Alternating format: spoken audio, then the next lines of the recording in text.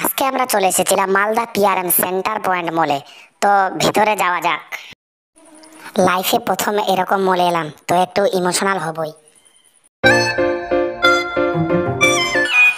তো যাই হোক, আমরা এখন ফাইনালি দ্বিতীয় ফ্লোরে চলে এলাম।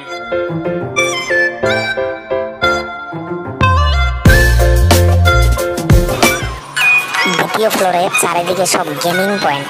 এখানে শুধু ছোট বাচ্চাদের খেলনা আর অনেক।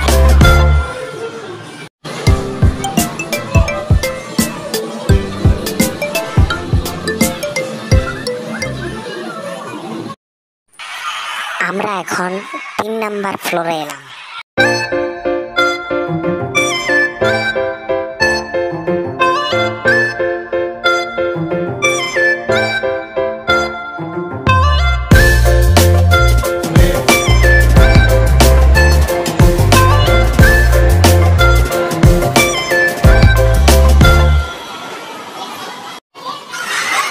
তো আমরা এখন নিচের ফ্লোরে যাচ্ছি।